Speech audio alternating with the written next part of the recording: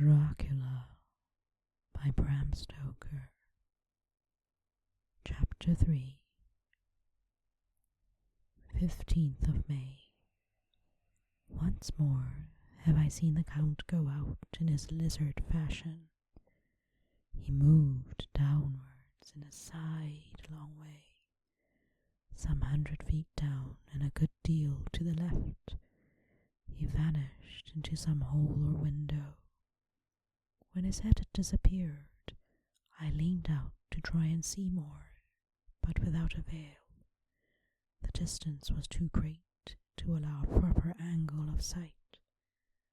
I knew he had left the castle now, and thought to use the opportunity to explore more than I had dared to do as yet.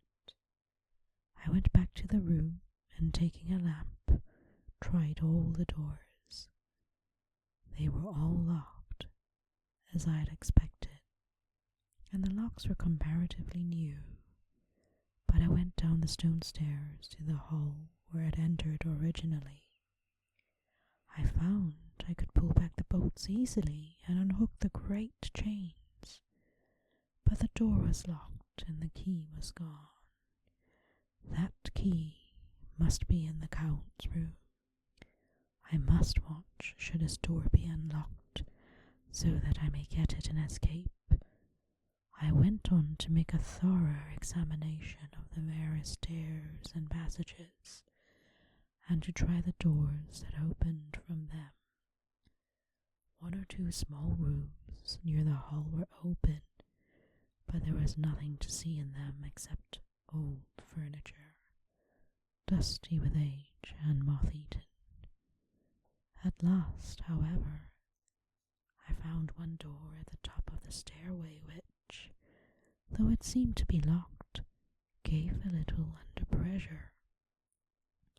I tried it harder, and found that it was not really locked, but that the resistance came from the fact that the hinges had fallen somewhat, and the heavy door rested on the floor. Here was an opportunity which I might not have again, so I exerted myself, and with many efforts forced it back so that I could enter. I was now in the wing of the castle, further to the right than the rooms I knew, and a story lower down. From the windows I could see that the suite of rooms lay along to the south of the castle, the windows of the end room looking outpost west and south. On the latter side, as well as to the former, there was a great precipice. The castle was built on the corner of a great rock, so that on 3 sides it was quite impregnable, and great windows were placed here where a sling, or bow, or culverin could not reach, and consequently light and comfort, impossible to a position which had to be guarded, were secured. To the west rock studded with the mountain ash and thorn, whose roots clung in cracks and crevices and crannies of the stone. This was evidently the portion of the castle occupied by the ladies in bygone days, where the furniture had more air of comfort than any I had seen. The windows were curtainless, and the yellow moonlight, flooding in through the diamond panes, enabled one to see even colours, whilst it softened the wealth of dust which lay over all, and enticed in some measure the ravages of time and the moth. My lamp seemed to be of little effect in the brilliant moonlight, but I was glad to have it with me, for there was a dread loneliness in the place which chilled my heart and made my nerves tremble. Still, it was better than living alone in the rooms which I had come to hate from the presence of the Count, and after trying a little to school my nerves, I found a soft quietude come over me. Here I am, sitting at a little oak table, where in old times possibly some fair lady sat to pen, With much thought and many blushes, her ill-spelt love letter, and writing in my diary in shorthand all that has happened since I closed it last.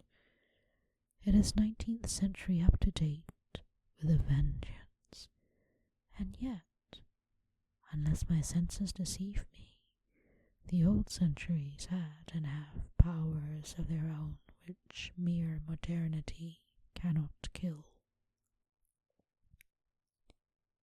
Later, the morning of 16th May. God preserve my sanity, for to this I am reduced. Safety and the assurance of safety are things of the past. Whilst I live on here, there is but one thing to hope for, that I may not go mad, if indeed I be not mad already. If I be sane, then surely it is maddening to think that of all the foul things that lurk in this hateful place, the Count is the least dreadful to me, that to him alone I can look for safety, even though this be only whilst I can serve his purpose. Great God, merciful God, let me be calm, for out of that way lies madness indeed. I begin to get new lights on certain things which have puzzled me. Up to now, I never quite knew what Shakespeare meant when he made Hamlet say, "My tablets, quick, my tablets, 'tis meet that I put it down," etc. For now, feeling as though my own brain were unhinged, or as if the shock had come which must end in its undoing, I turned to my diary for repose. The habit of entering accurately must help to soothe me. The Count's mysterious warning frightened me at the time. It frightens me more now when I think of it, for in future he has a fearful hold upon me. I shall fear to doubt what he may say. When I had written in my diary, and had fortunately replaced the book and pen in my pocket, I felt sleepy. The Count's warning came into my mind, but I took a pleasure in disobeying it. The sense of sleep was upon me, and with it the obstinacy which sleep brings as outrider. The soft moonlight soothed, and the wide expanse which gave a sense of freedom which refreshed me. I determined not to return tonight to the gloom-haunted rooms, but to sleep here, where, of old, ladies had sat and sung and lived sweet lives, while their gentle breasts were sad, for the menfolk away in the midst of remorseless wars. I drew a great couch out of its place near the corner, so that as I lay, I could look at the lovely view to east and south, and unthinking often and caring for the dust, composed myself for sleep. I suppose I must have fallen asleep. I hope so, but I fear for all that followed was startlingly real, so real that now sitting here in the broad, full sunlight of the morning, I cannot in the least believe that it was all sleep. I was not alone. The room was the same, unchanged in any way since I came into it. I could see along the floor in the brilliant moonlight my own footsteps marked where it disturbed the long accumulation of dust. In the morning, opposite me were 3 young women, ladies by their dress and manner. I thought at that time I must be dreaming when I saw them, for through the moonlight was behind them. They threw no shadow on the floor. They came close to me and looked at me for some time, and then whispered together two were dark and had high aquiline noses like the count, and great dark piercing eyes that seemed to be almost red when contrasted with the pale yellow moon. The other was fair as can be, with great wavy masses of golden hair and eyes like pale sapphires. I seemed somehow to know her face, and to know it in connection with some dreamy fear, but I could not recollect at the moment how or where. All three had brilliant white teeth that shone like pearls against the ruby of their voluptuous lips. There was something about them that made me uneasy, some longing, and at the same time some deadly fear. I felt in my heart a wicked, burning desire that they would kiss me with those red lips.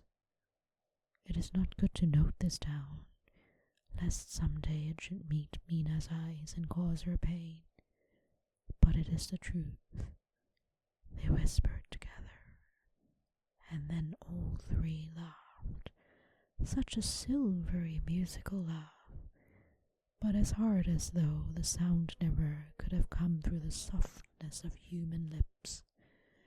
It was like the intolerable tingling sweetness of water glasses when played on by a cunning hand. The fair girl shook her head coquettishly, and the other two urged her on. One said, "Go on. You are first, and we shall follow. Yours is the right to begin." The other added, "He is young and strong. There were kisses for us all."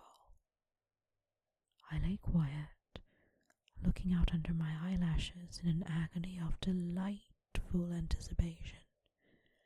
The fair girl advanced and bent over me till I could feel the movement of a breath upon me. Sweet it was in one sense, honey sweet, and sent the same tingling through the nerves as a voice, but with a bitter underlying the sweet, a bitter offensiveness as one smells in blood. I was afraid to raise my eyelids, but looked out and saw perfectly under the lashes. The girl went on her knees and bent over me, simply gloating. There was a deliberate voluptuousness which was both thrilling and repulsive, and as she arched her neck, she actually licked her lips like an animal, till I could see in the moonlight the moisture shining on the scarlet lips and on the red tongue as it lapped the white, sharp teeth. Lower and lower went her head as the lips went below the range of my mouth and chin, and seemed about to fasten on my throat. Then she paused, and I could hear the churning sound of her tongue as it licked her teeth and lips, and could feel the hot breath on my neck. The skin of my throat began to tingle, as one's flesh does when the hand that is to tickle it approaches nearer. I could feel the soft, shivering touch of the lips on the supersensitive skin of my throat, and the hard dance of two sharp teeth, just touching and pausing there. I closed my eyes in a languorous ecstasy and waited with beating heart. But at that instant, another sensation swept through me as quick as lightning. I was conscious of the presence of the Count, and of his being as if I leapt in a storm of fury. As my eyes opened involuntarily, I saw his strong hand grasp the slender neck of the fair woman, and with a giant's power draw it back, the blue eyes transformed with fury, the white teeth champing with rage, and the fair cheeks blazing red with passion. But the Count, never did I imagine such wrath and fury, even to the demons of the pit. His eyes were positively blazing. The red light in them was lurid, as if the flames of hellfire blazed behind them. His face was deathly, like a heaving bar of white-hot metal. With a fierce sweep of his arm, he hurled the woman from him, and then motioned to the others as though he were beating them back. It was the same imperious gesture that I had seen used on the wolves. In a voice which, though low and almost in a whisper, seemed to cut through the air and then ring round the room, he said, "How dare you touch him, any of you? How dare you cast eyes on him when I had forbidden it? Back, I tell you all. This man belongs to me. Beware how you meddle with him, or you'll have to deal with me." The fair girl, with a laugh of ribald coquetry, turned to answer him. "You yourself never loved. You never love." On this the other women joined in such a mirthless, hard, soulless laughter rang through the room that it almost made me faint to hear. It seemed like the pleasure of friends. Then the Count turned after looking at my face attentively and said in a soft whisper, "Yes, I too can love. You yourselves can tell it from the past. Is it not so? Well, now I promise you that when I am done with him, you shall kiss him at your will. Now go, go. I must awaken him, for there is work to be done." "Are we to have nothing tonight?" said one of them, with a low laugh, as she pointed to the bag which he had thrown upon the floor, and which moved as though there was some living thing within it. For answer he nodded his head. One of the women jumped forward and opened it. If my ears did not deceive me, there was a gasp and a low wail, as if a half-smothered child. The women closed around, whilst I was aghast with horror. But as I looked, they disappeared, and with them the dreadful bag. There was no door near them, and they could not have passed without my noticing. They simply seemed to fade into the rays of moonlight and pass out through the window, for I could see outside the dim, shadowy forms for a moment before they entirely faded away. Then the horror overcame me, and I sank